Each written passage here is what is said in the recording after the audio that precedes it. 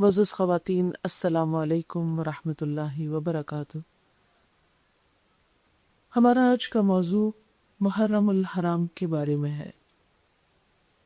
محرم الحرام اسلامی کیلنڈر کا پہلا مہینہ ہے۔ محرم کا لفظی معنی ہے حرمت والا۔ سال میں کل 12 مہینے ہوتے ہیں۔ مہینوں کی یہ تعداد اللہ تعالیٰ کی مقرر کردہ ہے۔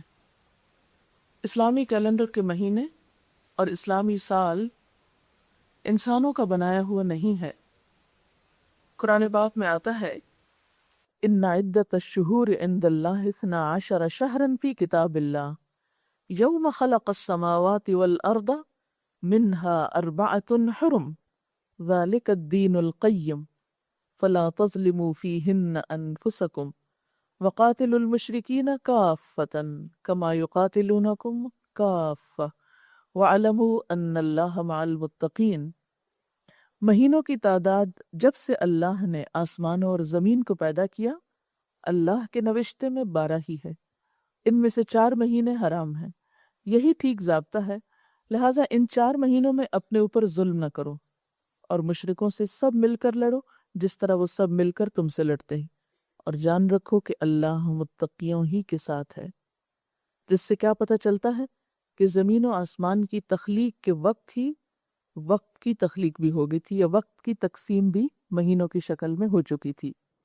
اس آیت میں جہاں 12 مہینوں کا ذکر کیا گیا، وہاں 4 حرمت والے مہینوں کا بھی ذکر ہے۔ 4 حرمت والے مہینے کون سے ہیں؟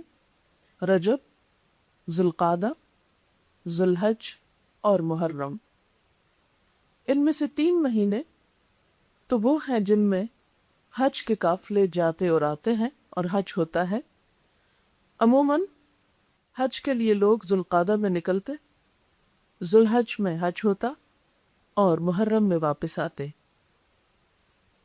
حج کے اس فریضے کی ادائیگی کی وجہ سے ان مہینوں کو حرمت والا قرار دیا گیا۔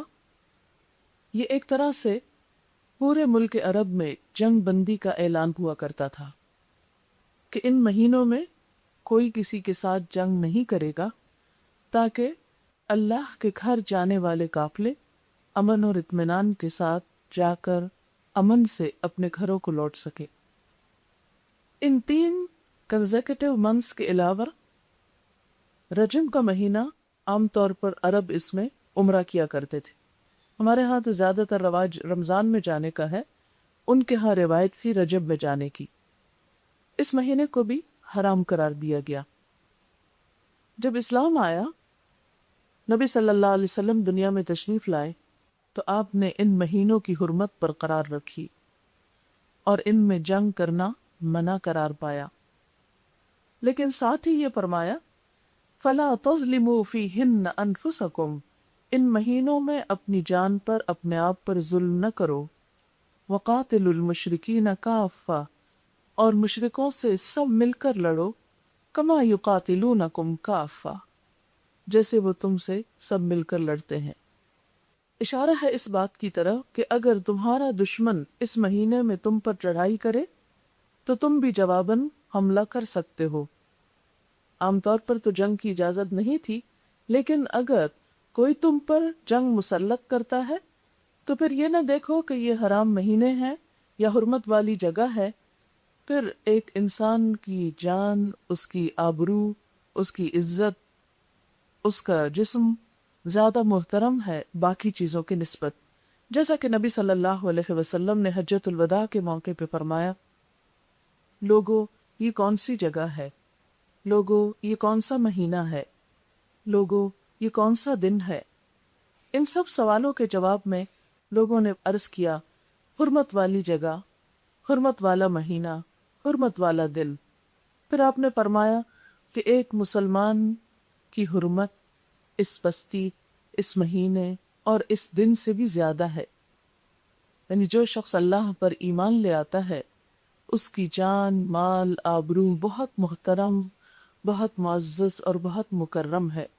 اور ویسے بھی عمومی طور پر ایک انسان کی جان وہ بھی محترم ہے، کیونکہ قرآن پاک میں اللہ تعالیٰ فرماتے ہیں وَلَقَدْ كَرَّمْنَا بَنِي آدم، ہم نے بنی آدم کو عزت بخشی۔ دنیا میں اس زمین پر انسان کا مقام اور انسان کی قدر و قیمت باقی ہر چیز سے زیادہ ہے، اسی لیے خودکشی تک کو حرام قرار دیا گیا کہ اپنے آپ کو خود ختم نہ کرو، کیونکہ جس جان کو اللہ نے پیدا کیا اور انسان کو عقل جیسی چیز سے نوازا، اس سے ایسی چیز کی توقع نہیں کی جا سکتی یا اس کے لیے یہ طریقہ درست نہیں۔ بہرحال اس آیت سے پتہ ہی چلتا ہے کہ 4 مہینے حرام ہیں اور ان میں سے ایک محرم کا مہینہ ہے۔ محرم اسلامی کیلنڈر کا پہلا مہینہ ہے۔ اسلامی کیلنڈر کی ابتدا حضرت عمر رضی اللہ تعالی عنہ کے زمانے میں ہوئی۔ سنہ ہجری کا پہلا مہینہ محرم ہے۔ اس کی بنیاد واقع ہجرت پر ہے، لیکن اس کا استعمال یعنی اس کیلنڈر کا استعمال سن 17 ہجری میں ہوا، یعنی نبی صلی اللہ علیہ وسلم کی ہجرت کے 17 سال بعد، حضرت عمر فاروق رضی اللہ تعالی عنہ کے عہد حکومت میں۔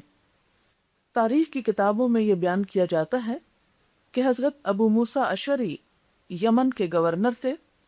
ان کے پاس حضرت عمر رضی اللہ تعالی عنہ کے فرمان آتے جن پر کوئی تاریخ درج نہیں ہوتی تھی۔ اس سے یہ نہیں پتہ چلتا تھا کہ پہلے کون سا حکم آیا یعنی سرکاری حکم اور بعد میں کون سا آیا، کیونکہ ڈاک کا انتظام بھی اس وقت ابھی ایسا منظم نہ تھا کہ اس کی کسی سٹیمپ کے ذریعے پتہ چلتا۔ اس پر 17 ہجری میں حضرت ابو موسیٰ اشعری کے توجہ دلانے پر حضرت عمر فاروق نے صحابہ کرام کو اپنے ہاں جمع فرمایا اور ان کے سامنے یہ مسئلہ رکھا۔ سب نے باہم تبادلہ خیال کیا اور سب نے اس بات پر اتفاق کیا کہ اسلامی کیلنڈر کی ابتدا واقع ہجرت سے ہونی چاہیے، اور یاد رکھیے کہ ہجرت کا واقعہ ماہ محرم کے ابتدا میں پیش آیا۔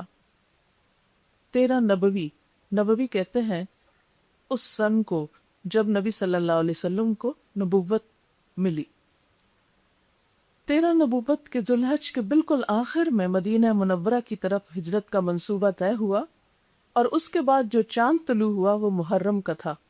یہ روایت فتح الباری جو صحیح بخاری کی شرح ہے اس میں بیان کی گئی ہے۔ ہم دیکھتے ہیں کہ دنیا کے دوسرے ادیان میں یا مذاہب میں یا کلچرز میں جو کیلنڈر استعمال ہوتا ہے عموماً اس کی بنیاد کسی ان کے بڑے لیڈر کے یوم ولادت یا وفات وغیرہ کے مطابق ہوتی ہے۔ مثال کے طور پر آپ دیکھیے کہ مسیحی سن کی بنیاد حضرت عیسیٰ علیہ السلام کا یوم ولادت ہے، اسی لیے اس کے آخر میں جب سن لکھتے ہیں تو حمزہ لکھتے ہیں، این یہ اشارہ ہے عیسوی کی طرف، حضرت عیسیٰ علیہ السلام کی طرف۔ یہودی اپنا سن حضرت سلیمان علیہ السلام کی تخت نشینی کے ایک پرشوکت واقعے سے رکھتے ہیں۔ اسی طرح بکرمی سن یعنی ہندوؤں کا جو ہے یہ راجہ بکرما جیت کی پیدائش کی یادگار ہے۔ رومی اپنا سن سکندر فاتح اعظم جو بہت مشہور بادشاہ تھا اس کی پیدائش سے رکھتے ہیں۔ اسی طرح باقی مذاہب میں بھی ایسے ہی کچھ واقعات کیلنڈر کی بنیاد بنتے ہیں، لیکن اسلام اس لحاظ سے بہت ممتاز ہے کہ اس کے کیلنڈر کا آغاز اور ابتدا تاریخ کے ایک عظیم الشان واقعے ہجرت سے ہوئی۔ ہجرت کیا ہے؟ اللہ کی راہ میں اپنا مال، گھر بار، وطن، ہر چیز چھوڑ دینا، کیونکہ انسان کے بعد انسان کا دین اور ایمان سب سے قیمتی چیز ہے، جس کی بنیاد پر اس کی آخرت کے بننے یا بگڑنے کا انحصار ہے۔ اس لیے جب ہجرت کا واقعہ کیلنڈر کی بنیاد بنا، اور آپ نے دیکھا ہوگا کہ جب ہم اسلامی مہینہ لکھتے ہیں تو اس کے آخر میں گول ہے ڈالتے ہیں جو ہجری کی انڈیکیشن کرتا ہے، ہجرت کی طرف رہنمائی کرتا ہے، اور مسلسل مسلمانوں کو یاد دلاتا ہے کہ جہاں کہیں تمہارے ایمان کا مسئلہ ہوگا وہاں تمہیں اپنا ایمان بچانے کے لیے کچھ بھی جو قربان کرنا پڑے تو کر گزرنا۔ اور یہی وجہ ہے کہ ہم دیکھتے ہیں کہ حضرت امام حسین علیہ السلام نے اس مہینے میں جو اپنی جان آفرین کے سپرد کی، وہ بھی دراصل اسلام ہی کی وجہ تھی، ایمان ہی کا بچانا تھا، اپنے اصولوں کی خاطر ہی تھی۔ پھر ہم دیکھتے ہیں کہ محرم کا جو لفظی معنی ہے وہ بھی ہے حرمت والا مہینہ۔ اس مہینے میں خاص طور پر کچھ حرمتیں رکھی گئیں جن کا میں آگے ذکر کروں گی۔ بخاری اور مسلم کی روایت ہے، آپ صلی اللہ علیہ وسلم نے اپنے حج کے خطبے میں فرمایا کہ زمانہ گھوم گھام کر اپنی اصلیت پر آ گیا ہے۔ سال کے 12 مہینے ہوا کرتے ہیں جن میں سے 4 حرمت اور ادب والے ہیں، 3 تو پے در پے ذوالقعدہ، ذوالحج اور محرم، اور چوتھا رجب ہے جو جمادی الاخری اور شعبان کے درمیان ہے۔ اس مہینے کے بارے میں بعض روایات میں یوں بھی آتا ہے کہ اس مقدس ماہ کی عظمت ابتدائے آفرینش سے ہے، یعنی جب سے دنیا بنی ہے یہ مہینہ مقدس اور محترم ہے۔ روایات میں آتا ہے کہ اسی ماہ میں اللہ تعالیٰ نے زمین، آسمان، پہاڑ، سمندر، لوح قلم، جبریل علیہ السلام اور دیگر فرشتوں کو پیدا کیا۔ اسی ماہ میں حضرت آدم علیہ السلام کو پیدا کیا گیا اور ان کی توبہ قبول ہوئی۔ عاشورہ محرم میں ہی حضرت نوح علیہ السلام کو طوفان سے نجات ملی۔ اسی ماہ میں حضرت ابراہیم علیہ السلام پیدا ہوئے اور اسی ماہ میں ان کو جب آگ میں پھینکا گیا تو آگ ان کے لیے گلزار بن گئی، باغ بن گئی۔ اسی مہینے میں موسیٰ علیہ السلام کو فرعون کے ظلم و ستم سے نجات ملی، فرعون غرق ہوا۔ حضرت یونس علیہ السلام کے مچھلی کے پیٹ سے نکلنے کے واقعے کو بھی ماہ محرم ہی میں بتایا جاتا ہے۔ حضرت ادریس علیہ السلام اسی مہینے مقام علیہ تک اٹھائے گئے۔ حضرت ایوب علیہ السلام کے شفایاب ہونے کا مہینہ بھی یہی بتایا جاتا ہے جب انہوں نے ایک طویل کئی سال پر محیط بیماری کاٹی۔ حضرت داؤد علیہ السلام کی توبہ بھی اسی ماہ میں قبول ہوئی۔ حضرت سلیمان علیہ السلام کو سلطنت بھی اسی ماہ میں ملی، اور اسی ماہ کے بارے میں کہا جاتا ہے کہ قیامت بھی اسی مہینے میں آئے گی۔ یہ ایک روایت کا ملخص ہے جو غنیت الطالبین سے لی گئی ہے۔ غنیت الطالبین شیخ عبد القادر جیلانی کی کتاب ہے۔ اسلام سے قبل لوگ عاشورہ محرم کا روزہ رکھتے تھے۔ نبی صلی اللہ علیہ وسلم جب مدینہ تشریف لے گئے تو وہاں کے لوگ یہ روزہ رکھا کرتے تھے اور پھر اس پر خوشی بھی مناتے تھے۔ ابتدائے اسلام میں بھی عاشورہ محرم کا روزہ فرض ہوا۔ رمضان کے بعد یہ روزہ فرض تو نہیں رہا لیکن اس کا اجر اور ثواب باقی رہا۔ بخاری اور مسلم کی روایت ہے، جب حضرت صلی اللہ علیہ وسلم مدینہ منورہ تشریف لے گئے تو یہودیوں کو عاشورہ محرم کا روزہ رکھتے ہوئے پایا۔ فرمایا، تم اس دن روزہ کیوں رکھتے ہو؟ انہوں نے جواب دیا کہ یہ ہماری نجات کا دن ہے، یعنی بنی اسرائیل کو فرعون کے ظلم سے اس روز نجات ملی تھی۔ اس دن اللہ تعالیٰ نے انہیں نجات بخشی تو موسیٰ علیہ السلام نے شکرانے کا روزہ رکھا۔ تو بنی اسرائیل چونکہ موسیٰ علیہ السلام کی قوم تھے تو ان کو فالو کرتے اور انہی کی پیروی میں انہوں نے یہ روزہ رکھا۔ آپ صلی اللہ علیہ وسلم نے فرمایا، حضرت موسیٰ علیہ السلام کے ساتھ ہم تم سے زیادہ موافقت رکھتے ہیں، یعنی تم ان کو فالو کرتے ہو تو وہ ہمارے لیے بھی ایک عظیم ہستی ہیں۔ اس لیے آپ صلی اللہ علیہ وسلم نے خود بھی روزہ رکھا اور صحابہ کرام کو بھی روزہ رکھنے کا حکم دیا۔ صحیح مسلم کی حدیث ہے، افضل الصیام بعد رمضان شہر اللہ الحرام۔ عاشورہ محرم کا یہ روزہ رمضان کے بعد سب سے افضل روزہ ہے، یعنی 10 تاریخ کا روزہ جو ہے رمضان کے بعد سب سے افضل روزہ ہے۔ اسی طرح صحیح مسلم کی روایت ہے کہ 10 محرم کے دن روزہ رکھنے سے 1 سال کے گناہوں کا کفارہ ہوتا ہے، اس لیے اس دن روزہ رکھنے کی کوشش کرنی چاہیے۔ مسند احمد کی روایت ہے کہ آپ صلی اللہ علیہ وسلم نے یہودیوں کی مشابہت سے بچنے کے لیے فرمایا کہ اگر آئندہ میں روزہ رکھوں گا تو 9ویں اور 10ویں کا روزہ رکھوں گا، اور آئندہ سال آپ محرم سے قبل وفات پا گئے، لیکن یہ حکم باقی رہا۔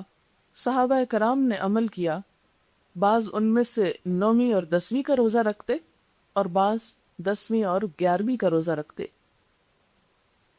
عام طور پر 11ویں کے روزے سے منع کیا جاتا ہے کہ اس دن روزہ نہیں رکھنا چاہیے، حالانکہ ایسی کوئی ممانعت کی بات نہیں ہے، نہ ہی کسی صحیح حدیث سے ایسی کوئی چیز ثابت ہے۔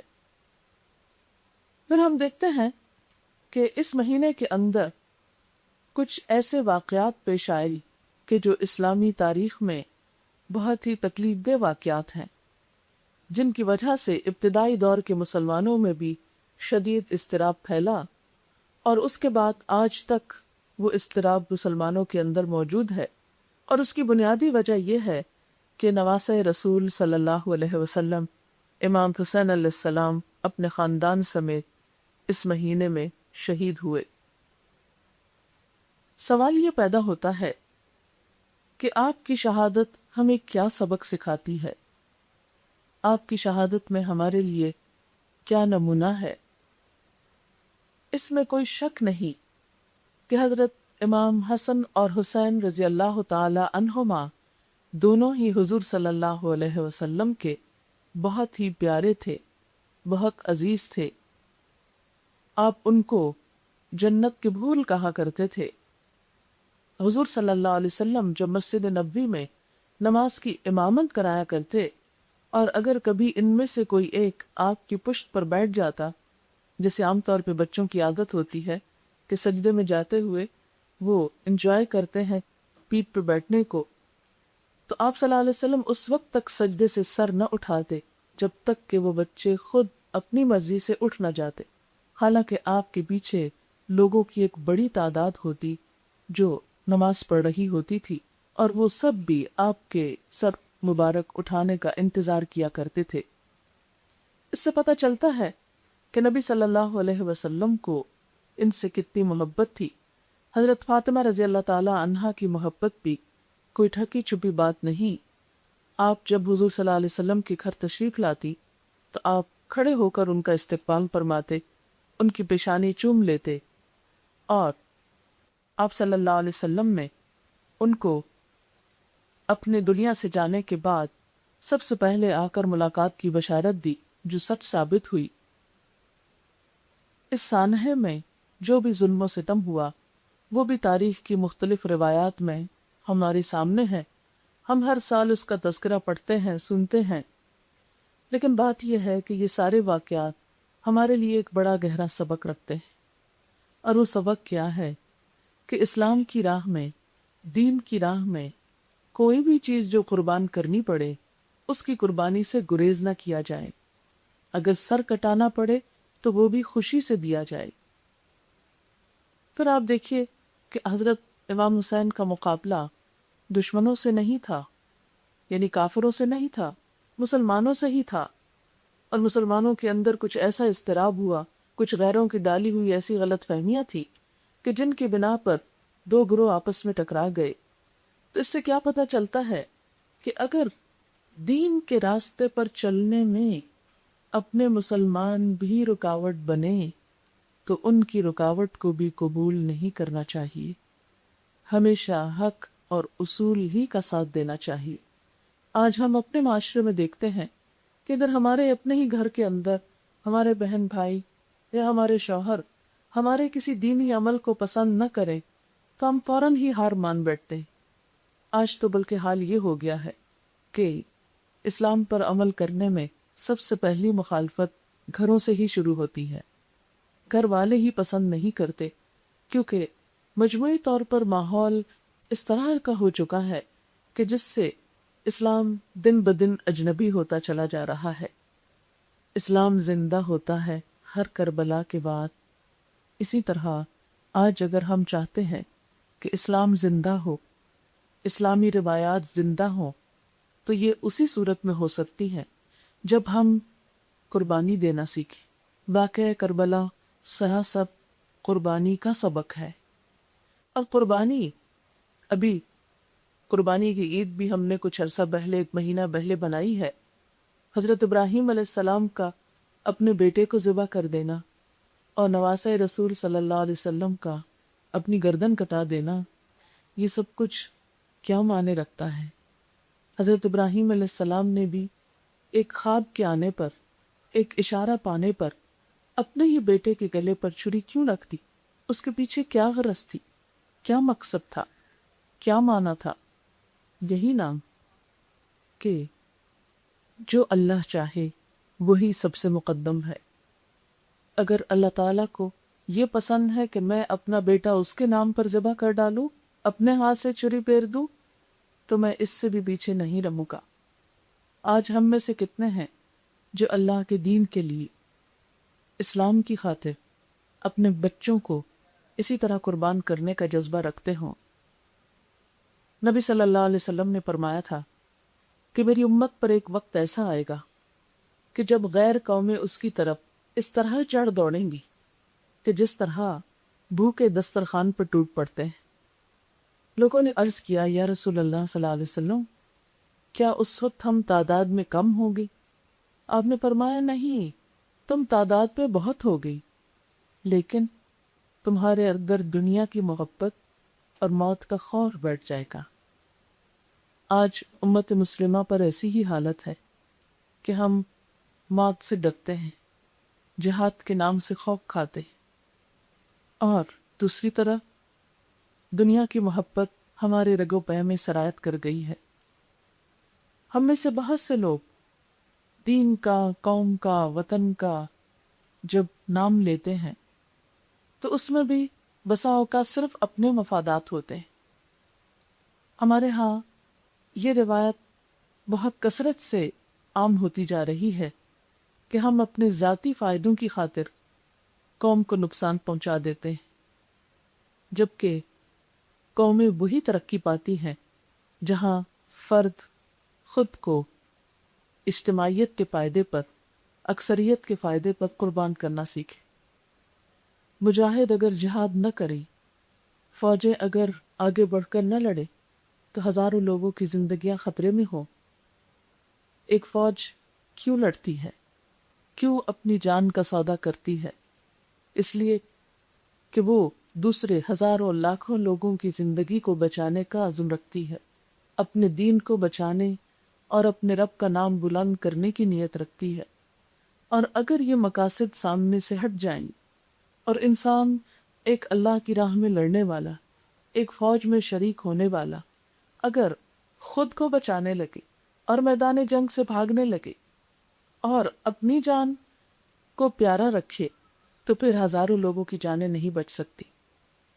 جتنی دفعہ بھی جنگ ہوئی اور جب بھی پاک فوج نے مختلف محاذوں پر قربانیاں کی، اور خاص طور پر 65 کی وار سب کے سامنے ہے، تب دیکھیں کہ کچھ لوگوں نے اپنی جانوں کی قربانی کر کے باقی قوم کو بچایا۔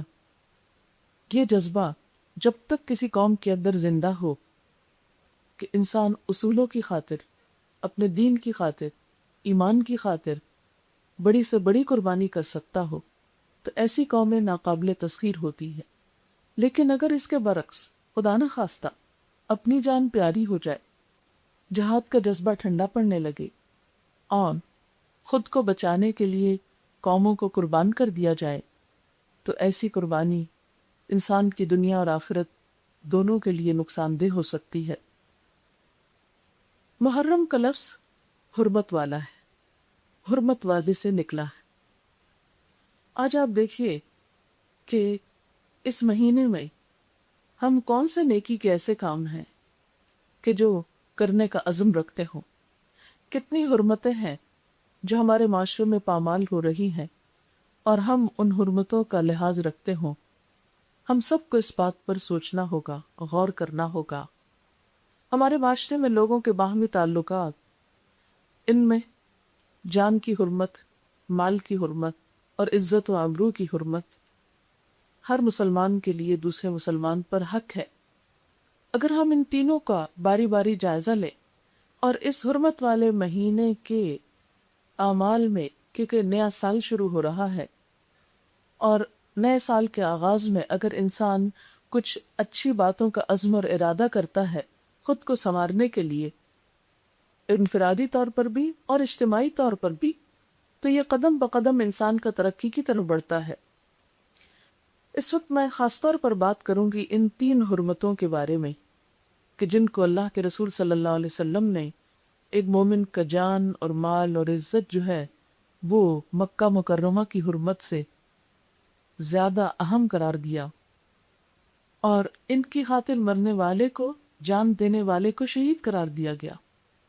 جو اپنی جان بچاتے ہوئے، جو اپنا مال بچاتے ہوئے، جو اپنی عزت بچاتے ہوئے قتل ہو جائے، مار دیا جائے، وہ شہادت کا رتبہ پاتا ہے۔ اس سے پتہ چلتا ہے کہ ان چیزوں کی حفاظت کتنی ضروری ہے۔ اب دیکھیے کہ جہاں تک جان کی حرمت کا تعلق ہے، کس قدر افسوس کے ساتھ کہنا پڑتا ہے کہ ہم مسلمانوں کے اندر بہت سے قتل کے واقعات اس طرح دکھائی دیتی۔ کسی دن کا کوئی اخبار لے لیجیے، ہاں اردو کا لے لیجیے، انگریزی کا لے لیجیے، عید کے دن کا لے لیجیے، یا رمضان کے پورے مہینے کا لے لیجیے، یا محرم کا لے لیجیے، کہیں کا بھی لے لیجیے، کوئی دن ایسا نہیں پائیں گے سال کے 365 دنوں میں سے کہ جب کوئی نہ کوئی شخص بے گناہ قتل نہ ہو ہمارے ملک کے اندر۔ ہم نے یہ ملک اسلام کے نام پر لیا تھا، لیکن یہاں مسلمان کی جان ہی محفوظ نہیں۔ مسلمان کا خون اس طرح بہا دیتا ہے گویا کچھ مسئلہ ہی نہ ہو، یا کسی جانور یا کسی بکرے کو ذبح کرنا ہو، وہ بھی انسان کسی موقع اور کسی فائدے اور کسی ضرورت کے لیے کرتا ہے، لیکن انسان کو مار کر انسان کیا حاصل کرتا ہے؟ ہمیشہ کا نقصان کر دیتا ہے۔ ہمارے معاشرے میں بسا اوقات مال کی وجہ سے قتل ہوتے ہیں، بسا اوقات عزت آبرو کی وجہ سے قتل ہوتے ہیں، بسا اوقات بے وجہ قتل کر دیے جاتے ہیں کہ غصہ کسی اور پر ہے اور بم کہیں اور جا کے پھینکا، کہ جس کی وجہ سے بے گناہ معصوم شہری مارے گئے جن کا کوئی قصور نہ ہو۔ اور پھر آپ دیکھیے کہ ہم نے ہندوؤں سے یہ ملک جو الگ لیا تھا، کس لیے؟ اس کا نام کیا رکھا؟ اسلامی جمہوریہ پاکستان۔ پھر ہمارے اعمال انسانی حرمت اور انسانی جان کی حرمت کے بارے میں اتنے غیر ذمہ دارانہ کیوں ہیں آخر؟ اس کی وجہ کیا ہے؟ ہم میں سے ہر وہ شخص جو دل رکھتا ہے، جو احساس رکھتا ہے، اسے اس کے بارے میں سوچنا چاہیے۔ اور اسی میں آپ دیکھیے کہ بے شمار خواتین سال کے دوران بے وجہ موت کے گھاٹ اتار دی جاتی۔ بہت سے چولہا پٹنے کے واقعات آپ سنتے ہیں کہ جو دراصل چولہا نہیں پٹا ہوتا، وہ تیل پھینک کر مار دیا جاتا ہے، جلا دیا جاتا ہے۔ کل پرسوں میں ایک اخبار کی کٹنگ پڑھ رہی تھی، شیخ برا کے نزدیک ایک گاؤں میں ایک 16 سالہ بچی جو اسکول کی طالبہ بھی تھی اور اس کے ساتھ حافظ قرآن بھی تھی، اپنے گھر میں تنہا تھی کہ اتنے میں کوئی گنڈا آیا اور اس نے اس کے ساتھ زیادتی کرنے کی کوشش کی۔ جب اس نے ریزسٹ کیا، مزاحمت کی اور اپنے آپ کو بچایا، تو اس نے اس پر تیل پھینک کر اس کو جلا دیا۔ جلی ہوئی حالت میں ہسپتال کے اندر آہیں بھرتی رہی، دلدوز چیخیں مارتی رہی، اور کسی طرح اس نے اخبار کے ایک کالم نویس کو خط لکھا، اور اس میں بہت سی فریادیں کہ جنہیں پڑھ کر آنسو کنٹرول نہیں کر سکتا انسان، اور اس نے مجرم کا نام بھی لکھا اس بچی نے کہ تو اس کو پہچاندی تھی، سب کچھ بتایا۔ لیکن ہسپتال میں وہ کراتی ہوئی مر بھی گئی، اور جب بعد میں پتہ چلا کہ اس ہسپتال سے اس کا ریکارڈ، اس کے کاغذات، اس کی بیماری، اس کی موت، سب کچھ غائب کر دیا تھا۔ یہ سب کچھ کیا ہماری بے حسی کی علامت نہیں ہے؟ انسان تو جانوروں سے بھی گر گیا کہ جب وہ اس قسم کی حرکات کرتا ہے۔ پھر اسی طرح بے شمار واقعات۔ آج ہی مجھے کسی نے لکھ کر بھیجا کہ انہوں نے اپنے فرسٹ کزن کا واقعہ لکھا کہ وہ اچانک جل گیا، اور اس جلنے نے اس کے اوپر اتنا شدید نفسیاتی اثر ڈالا کہ جب وہ زخم ہیل بھی ہو گئے تو بعد میں وہ ہر وقت کہتا تھا میں جل رہا ہوں، میں جل رہا، یعنی اس کو جلنے کا جو خوف تھا وہ اس کے دماغ سے نہیں جاتا۔ تو ماں باپ بھی اس سے تنگ ہو گئے، انہوں نے ایک اپارٹمنٹ لے لیا اس کو الگ سے، کہ جس میں اس نے ایک دن خودکشی کر لی۔ اس میں سے لکھا ہوا تھا کہ کیا والدین تک بھی اتنے سنگ دل اور ظالم ہو سکتے ہیں؟ اس میں سے لکھا ہوا تھا کہ کیا والدین تک بھی اتنے سنگ دل اور ظالم ہو سکتے ہیں کہ ان کو اپنے بچوں کی چیخیں اور آہیں اور درد اور دکھ محسوس نہ ہو؟ تو واقعی انسان سوچنے پہ مجبور ہوتا ہے۔ آپ نے دیکھا ہوگا کہ جانور بھی جب بچے پیدا کرتے ہیں، جوڑا بنتے ہیں، چڑیا گھر بناتے ہیں، انڈے دیتے ہیں، تو ہم نے دیکھا ہوگا کہ دونوں ساتھ ساتھ رہتے ہیں، باری باری ان انڈوں پہ بیٹھتے ہیں، اور جب بچے نکل آتے ہیں تو ان کی خوراک بھی مل جل کر لاتے ہیں، اور وہ دونوں الگ نہیں ہوتے جب تک کہ بچے اپنے پاؤں پہ کھڑے نہیں ہو جاتے، خود کو سنبھال نہیں لیتے، خود اڑنے کے قابل نہیں ہو جاتے، وہ ایک دوسرے کو نہیں چھوڑتے ان بچوں کی خاطر۔ لیکن آج ہمارے معاشرے میں بے شمار واقعات کہ صرف انا کا مسئلہ بنا کر بچوں کی زندگیاں تک داؤ پہ لگا دی جاتی ہیں۔ طلاق کا ریٹ بڑھتا چلا جا رہا ہے، معصوم جانوں کی فکر نہیں۔ بسا اوقات چھوٹے چھوٹے واقعات، چھوٹی چھوٹی چیز کو انا کا مسئلہ بنا کر، بے صبری کا ثبوت دے کر، بسا اوقات شوہر کی طرف سے ایسی زیادتی ہوتی ہے، بعض اوقات عورت کی طرف سے، کیونکہ دونوں ہی انسان ہوتے ہیں، فرشتے تو دنیا میں نہیں اتارے گئے، انسان ہی رکھے گئے ہیں۔ لیکن میں سوچتی ہوں جب ایسے واقعات سنتی اور پڑھتی ہوں تو دل کرتا ہے کہ انسان کیوں اتنا بے حس ہوتا چلا جا رہا ہے، کہ یہ جسے قرآن پاک میں آتا ہے نا، ثم رددناہ اسفل سافلین، پھر ہم نے اسے سب نچلوں سے نچلا کر دیا۔ یعنی انسان جب اپنی انسانیت سے نیچے اترتا ہے تو وہ جانوروں سے بھی بدتر ہو جاتا ہے، ان سے بھی نیچے اتر جاتا ہے، کہ جانور بھی اپنے بچوں کی خاطر اکٹھے رہتے ہیں، لیکن انسانوں میں رسا اوقات چھوٹی چھوٹی باتیں بچوں کی زندگیوں کو جہنم بنا دیتی۔ تو بات یہ ہو رہی تھی کہ جان کی حرمت، محرم اس بات کا تقاضا کرتا ہے کہ انسان جان کی حرمت اور جان کی قدر و قیمت جانے، جان کے بعد دوسرے کے مال کی قدر و قیمت، دوسرے کی مال کی حفاظت، کیونکہ مال کی حفاظت یہ بھی ضروری ہے، اور کسی کا مال ہم پہ حرام ہے اور اس کی حرمت آپ صلی اللہ علیہ وسلم نے بہت تاکید کے ساتھ بتائی، حتیٰ کہ اسلام میں چوری کرنے والے کا ہاتھ کاٹنے کا حکم ہے، کہ ہاتھ کاٹ دیا جائے جو چوری کرے، خواہ وہ مرد ہو یا عورت ہو۔ پھر اسی طرح ہم دیکھتے ہیں کہ عزت و آبرو کی حرمت جو سب سے سستی ہو کر رہ گئی ہے۔ ایک مسلمان دوسرے مسلمان کا جب مذاق اڑاتا ہے تو وہ اس کی عزت و آبرو پر حملہ آور ہوتا ہے۔ کسی کا مذاق اڑانا، کسی کے برے نام رکھنا، یہ دوسرے کی عزت کو پامال کرنا ہے۔ مومن کی پہچان کیا بتائی گئی؟ نبی صلی اللہ علیہ وسلم نے فرمایا، المسلم من سلم المسلمون من لسانہ و یدہ، مسلمان تو وہ ہوتا ہے جس کے ہاتھ اور زبان سے دوسرے مسلمان محفوظ رہے۔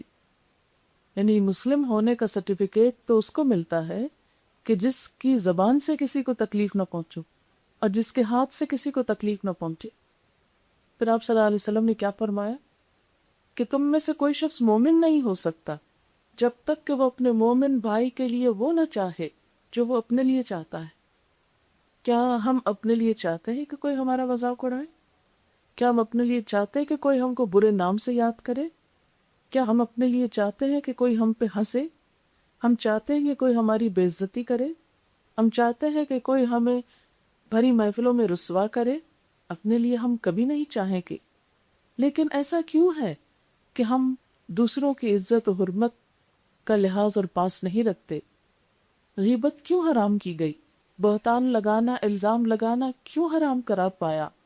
غیبت کو زنا سے بدترین بتایا گیا، یعنی زنا کو سب برا کہتے ہیں، آپ صلی اللہ علیہ وسلم نے غیبت کو اس سے بھی بڑی برائی قرار دیا۔ لیکن بہت سے لوگ جو بظاہر پاک دامن کہلاتے ہیں لیکن اس بات کا لحاظ نہیں رکھتے کہ وہ اپنی نجی مجلسوں میں بیٹھ کر، اپنے کلوز سرکلز میں بیٹھ کر کس کس کا مذاق اڑاتے ہیں، کس کس کی برائی کرتے ہیں، کس کس کو بے وجہ تنقید کا نشانہ بناتے ہیں۔ نبی صلی اللہ علیہ وسلم سے جب غیبت کی تعریف پوچھی گئی کہ غیبت کیا ہوتی ہے تو آپ نے فرمایا ذکرو کا اخا کا بما یکرہو، تمہارا اپنے بھائی کا ذکر اس انداز میں کرنا کہ وہ سنے تو ناپسند کرے، جو اس کو اچھا نہ لگے۔ بسا اوقات ہم کسی کے سامنے تو بہت خوش آمد کر، بہت اچھی طرح آپا کہہ کے پکاریں گے، باجی کہیں گے، کچھ اور بولیں گے، لیکن پیچھے اس انداز سے نام لیتے ہیں کہ اگر وہی شخص سنے تو دوبارہ ہماری شکل نہ دیکھے۔ بعض اوقات ایک مجلس میں کچھ لوگ بیٹھے ہوتے ہیں، بہت اچھی طرح ایک دوسرے سے بات کرتے ہیں، بظاہر بہت کائنڈ اور بہت کیئرنگ نظر آتے ہیں، لیکن جو ہی ان میں سے ایک اٹھتا ہے تو سارے ہاتھ دھو کے اس کے پیچھے پڑ جاتے ہیں اور ہر قسم کی برائیاں اس میں سے چن کر اس کو بدنام کرنے کی کوشش کرتے ہیں۔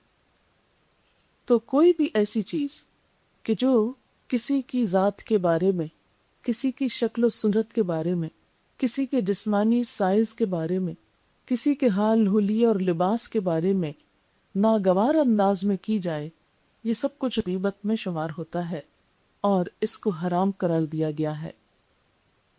ایک شخص نے آپ صلی اللہ علیہ وسلم سے پوچھا کہ اگر وہ بات اس شخص کے اندر ہو، یعنی میں سچ کہہ رہا ہوں کہ وہ شخص ہے ہی ایسا، یعنی ایک عیب اگر کسی کے اندر ہے تو یہ بھی برائی ہوگی؟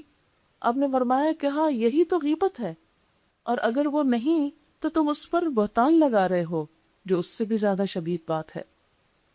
بہتان لگانے سے انسان کی زندگی بھر کی نیکیاں برباد ہو سکتی ہیں۔ نبی صلی اللہ علیہ وسلم نے فرمایا کسی شخص کے جھوٹا ہونے کے لیے اتنا ہی کافی ہے کہ وہ ہر سنی سنائی بات کو آگے بیان کر دے۔ اگر کسی کے بارے میں کوئی بات سنی ہے تو بغیر تحقیق کے آگے کرنی شروع کر دے اور اس کو اس طرح بیان کرے گویا کہ وہ واقعہ بالکل سچ ہے۔ پھر اسی طرح قرآن پاک میں ہمیں یہ تعلیم دی گئی کہ یا ایھا الذین آمنوا اذا جاءکم فاسق بنبأ فتبینوا ان تصیبوا قوما بجہالۃ فتصبحوا علی ما فعلتم نادمین۔ اے لوگو جو ایمان لائے ہو، جب کوئی فاسق تمہارے پاس کوئی خبر لے کر آئے تو اس کی تحقیق کر لیا کرو، کہیں ایسا نہ ہو کہ لا علمی میں تم کسی قوم پر جا پڑو، حملہ آور ہو جاؤ، پھر اپنے کیے پہ تم پشیمان کو۔ یعنی کوئی ایسی بات اس وقت تک زبان سے نہیں نکالنی چاہیے، کسی کے خلاف ایسی کوئی کارروائی نہیں کرنی چاہیے کہ جب تک انسان اس کی تحقیق نہ کر لے، اور خاص طور پر ایسی بات کہ جس سے کسی پر الزام آ رہا ہو۔ مثلا آپ کے پاس کوئی شخص آیا، اس نے کسی کے بارے میں کوئی ناروا بات کی، مثلا ناروا باتوں میں کیا، تم جانتے ہو فلاں شخص اتنا بڑا غلط کر گیا، کہتے اچھا کر گیا، کوئی تحقیق نہیں کرتے، کچھ نہیں پوچھتے۔ اب کیا کرتے ہیں، کسی اور کو ٹیلی فون کھٹکا دیتے، تو پتہ ہے فلاں شخص نے ایسا غبن کر لی، اور وہاں سے ایک تیسرے تک بات پہنچ جاتی اور حقیقت اس کی کچھ بھی نہیں ہوتی۔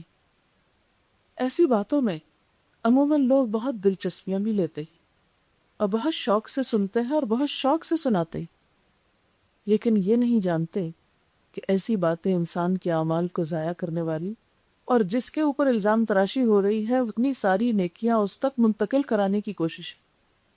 اسی لیے کسی نے کہا تھا کہ اگر کبھی غیبت کرو تو اپنی ماں ہی کی کرنا، کیونکہ تمہاری نیکیوں کی سب سے زیادہ وہ محتاج ہے۔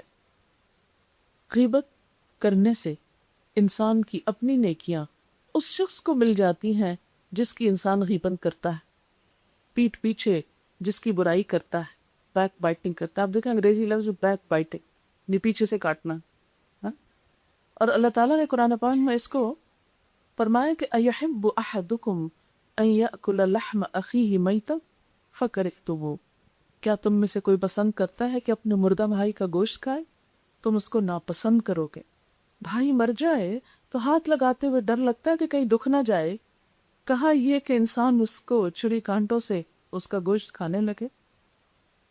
مردے کو تو ہاتھ لگانا دبر ہوتا ہے، کھانا کتنا ناگوار عمل، لیکن کسی کی غیر موجودگی میں اس کی برائیاں کرنا بھی ایسا ہی ہے گویا اسے چھریوں سے کاٹنا اور کاٹ کھانا یا بمبوڑنا۔ کسی کی عزت پر ہاتھ ڈالنا ایسا ہی ہے گویا اس کو کاٹ کھانا۔ یہ ایک عمل کسی لاش کو کھانے کا کون کرتا ہے؟ عموماً وحشی جانور کرتے ہیں، مثلا کتے کرتے ہیں۔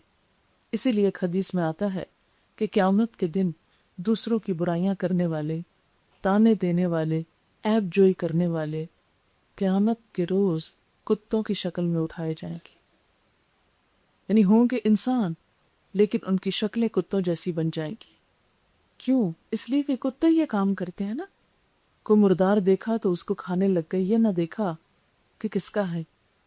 لیکن انسان جب اپنے ہی بہن بھائیوں، اپنے ہی رشتہ داروں، اپنے ہی دوستوں، اپنے ہی مسلمانوں کی برائیاں کرنے لگتا ہے تو یہ کس قدر ناگوار، ناپسندیدہ اور اللہ تعالیٰ کے ہاں ایک ایسا فعل ہے کہ جسے کسی قیمت پر بھی برداشت نہیں کیا جا سکتا۔ محرم حرام کیا گیا، لفظی معنی ہے محرم حرام کیا گیا، یعنی کیا حرام کیا گیا کہ اس مہینے کے اندر گناہوں کو اپنے اوپر حرام سمجھو، یعنی سال کا آغاز ہو رہا ہے تو نئی منصوبہ بندی کرتا ہے انسان، نئی پلاننگ کرتا ہے۔ ہمارے یہاں تو چونکہ کیلنڈر استعمال نہیں ہوتا، ہم نے دیکھا کہ جنوری میں جیسے نئی ڈائریز آتی، نئی پلاننگ آتی، نئے سال کی منصوبہ بندی ہوتی، یا فائنینشیل ایئر جو ہے ہمارا جولائی سے شروع ہوتا ہے تو اس میں وائنڈ اپ کرتے ہیں جون کے اینڈ میں، پھر جولائی سے نئے پلاننگ ہوتی ہے، نئے سال کا بجٹ بنتا ہے۔ بالکل اسی طرح محرم نئے سال کی نیکیوں میں پلاننگ کا مہینہ ہے کہ مجھے حرام کرنا ہے اپنے اوپر ان سب چیزوں کو جنہیں اللہ نے میرے اوپر حرام کر دیا ہے۔ محرم کا اصل پیغام یہ ہے، صرف اتنا کافی نہیں کہ اسلام کی راہ میں جان دینے والے شہیدوں کے اوپر ہم صرف غم کا اظہار کریں، اس لیے کہ وہ تو اپنے عظیم الشان منزلوں اور مقاصد اور مقامات تک پہنچ گئے، انہوں نے اپنی زندگی کو ایک بہترین کاز میں استعمال کیا، وہ اپنے عمل سے ہمارے لیے ایک نمونہ چھوڑ گئے کہ تم بھی اپنے رب کو راضی کرنے کے لیے، اپنے رب کو خوش کرنے کے لیے وہ کام کرنا کہ جس میں خواہ تمہاری جان کا ہی نقصان کیوں نہ ہو جائے۔ لیکن ہم اپنی زبان کو کنٹرول نہیں کر سکتے، ہم اپنے دل میں دوسروں کے بارے میں بدگمانی اور برے خیال لانے کو کنٹرول نہیں کر سکتے۔ تو جو شخص اپنے نفس کو کنٹرول نہیں کر سکتا وہ جان کہاں دے سکتا ہے؟ محرم حرام کیا گیا، حرمت والا، ہمیں ان حرمتوں کا لحاظ اور پاس کرنا ہے جو اللہ تعالیٰ نے ہمارے لیے مقرر کی ہیں، ان کاموں کو اختیار کرنا ہے جن کو اللہ تعالیٰ نے ہمارے لیے پسند کیا۔ چغلی جو دوسروں کو لڑانے کے لیے، فساد ڈالنے کے لیے، تعلقات کو بگاڑنے کے لیے، یہ بھی حرام کردہ چیزوں میں سے ایک چیز ہے۔ تو گویا کس کس چیز کو ہم نے اپنے اوپر حرام کرنا ہے۔ اور آج کی اس مجلس میں بھی اگر ہم اپنے گھر چھوڑ کر یہاں پر آ کر بیٹھے ہیں تو یہ بھی ایک رسم نہ ہو، ایک روایت نہ ہو، اور محض ایک یادگار نہ ہو کہ ہم نے محرم کے مہینے میں ایک مجلس قائم کی۔ یہ بھی دراصل اس نیت کے ساتھ ہونی چاہیے کہ ہم یہاں سے اٹھیں تو اپنے لیے کوئی نہ کوئی عمل کی بات ضرور لے کر اٹھیں، اور اس میں اگر آج ہم یہی عہد کر لیں کہ میں آج سے ان سب کو معاف کرتی ہوں جنہوں نے میرے ساتھ کوئی زیادتی کی ہو۔ ایک بزرگ تھے، ان کے پاس صدقہ کرنے کو کچھ اور نہیں تھا، انہوں نے کہا تصدقت بعرضی، میں اپنی عرض، اپنی عزت کو صدقہ کرتا کہ آج تک اگر کسی نے میرا کوئی دل دکھایا، میرے خلاف کوئی بات کی، مجھے ستایا، میں ان سب کو معاف کر کے وہ صدقہ کرتا، یعنی اپنا بدلہ نہیں لیتا، بدلہ نہ لینے کا صدقہ کرتا۔ ہم بھی عہد کریں کہ اگر کسی نے ہمارے ساتھ زیادتی کی کبھی تو ہم بھی تو کسی کے ساتھ زیادتی کرنے والے ہو سکتے ہیں۔ یہ نہیں ہے کہ ہم معصوم فرشتے ہیں کہ ہم سے کبھی کسی کے ساتھ کوئی ناروا بات نہ ہوئی ہو۔ اگر کسی نے ہمارے ساتھ کوئی ایسی چیز کی جو ہم کو ناگوار گزری تو ہم نے بھی زندگی میں کئی ایسی باتیں کہی ہوگی، ہماری زبان سے بھی کسی کے لیے دل آزاری کے لفظ نکلے ہوں گے، تو کیا ہم اپنے لیے نہیں چاہتے کہ اللہ ہم کو معاف کر دے؟ قرآن پاک میں اللہ تعالیٰ فرماتے ہیں الا تحبون ان یغفر اللہ لکم، کیا تم پسند نہیں کرتے کہ اللہ تم کو معاف کر دے؟ اگر تم پسند کرتے ہو کہ اللہ تم کو معاف کر دے تو تم دوسروں کو معاف کرنا سیکھو۔ نمبر 1 یہ کہ ہم اپنے دلوں کو دوسروں کے خلاف بدگمانیوں، نفرتوں اور ان چیزوں سے نکالیں. اس لیے کہ جب ہم کسی سے نفرت کرتے ہیں تو اس کا تو کچھ نہیں بگڑتا، کیونکہ ہر نفع نقصان اللہ کے ہاتھ.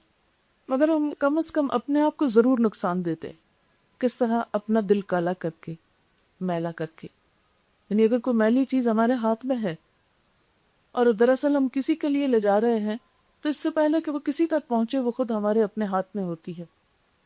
اس لیے اپنے دل کو چمکانے کے لیے، اپنے بھلے اور اپنے فائدے کے لیے ہم اپنے دل سے کھرچ کر نکال دیں ان باتوں کو جو کسی کے لیے بھی ہمارے اندر کوئی نیگیٹو تھنکنگ کے طور پر ہے. دلوں کو بڑا کر لیں، اس لیے کہ جنت کی وسعتیں زمین و آسمان کے برابر ہیں.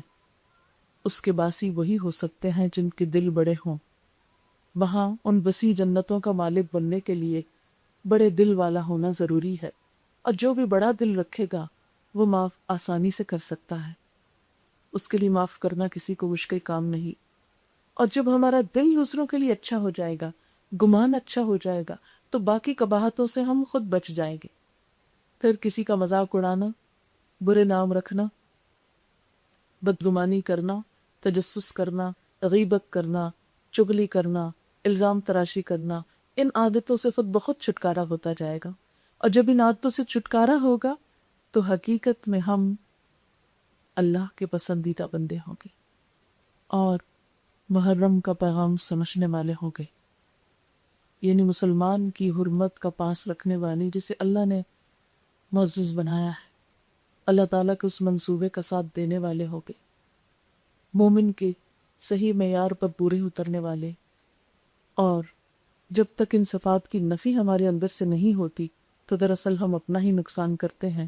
اور اس کی مثال ایسے ہی ہے اپنی نیکیاں دوسروں کو دینے کی، کہ ہم اپنا ایک ایسا اکاؤنٹ رکھتے ہوں لیکن اس کی چیک بک کسی اور کے پاس ہی، وہ جب چاہے اس میں سے کیش کروا لے. نیکیوں کے بینک میں نیکیاں ڈال رہے ہیں جبکہ انہیں کیش دوسرے کرواتے جا رہے ہیں، جن کا ہم برا چاہتے ہیں اور جن کو ہم برا سمجھتے ہیں، جن سے ہم نفرت کرتے ہیں، جن کو ہم بدنام کرنا چاہتے ہیں، جن سے ہم کوئی انتقام لینا چاہتے ہیں. دراصل ان سے انتقام کی بات تو بعد میں ہوگی، لیکن اپنی نیکیوں سے ہاتھ دھونا اور اپنے لیے آخرت کے امن کے رستے مسدود کرنا، یہ پھر ہمارے حصے میں نہ آئے. میری اللہ تعالیٰ سے دعا ہے کہ ہم اس مہینے کی حرمت کو سمجھیں، اس کے پیغام کو سمجھیں اور اپنی زندگی کو بدلنے کا عزم کریں. تو میں خلاصہ بیان کروں گی کہ اسلامی کیلنڈر کا پہلا مہینہ، اسے اللہ تعالیٰ نے پہلا بنایا، اس کی حرمت اللہ تعالیٰ نے بنائی، نبی صلی اللہ علیہ وسلم نے باقی رکھی. اور اس مہینے کا روزہ 9ویں 10ویں کا رکھنا افضل ہے. اگر کسی وجہ سے 2 دن کا رکھنا مشکل ہو تو کم از کم 10ویں کا روزہ رکھنے کی نیت. اور اسی طرح حضرت امام حسین رضی اللہ تعالیٰ عنہ کے واقعے سے قربانی کا سبق، اور قربانی میں سب سے پہلے اپنی انا قربان کرنا، دوسروں کو معاف کرنا، اور اپنی زبان، اپنے دل، اپنے خیالات کو ان چیزوں سے پاک کرنا جو انسانی تعلقات کی خرابی کا باعث بنتے ہیں، تاکہ ہمارے لیے یہ دنیا کی زندگی باہمی تعلقات کے اچھا ہونے کی وجہ سے ایک جنت بن جائے.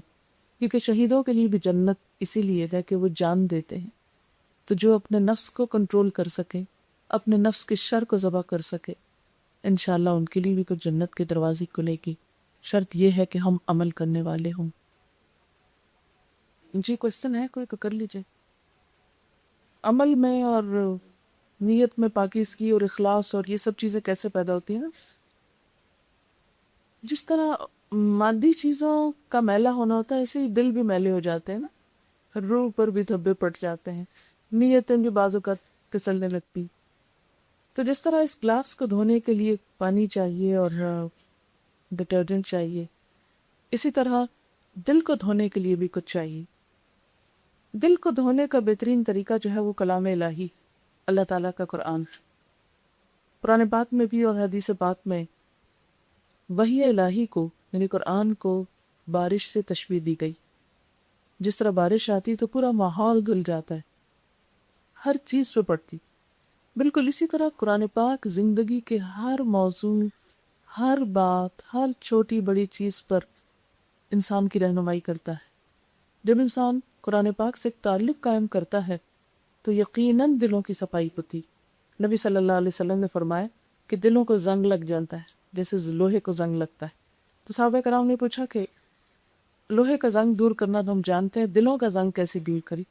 تو اس وقت بھی آپ صلی اللہ علیہ وسلم نے یہ فرمایا کہ کثرت سے قرآن کو پڑھو اور موت کو بھی کثرت سے یاد کرو۔ دو چیزیں انسان کو فائدہ دیتی ہیں، ایک تو یہ کہ انسان اپنے انجام کو سامنے رکھے۔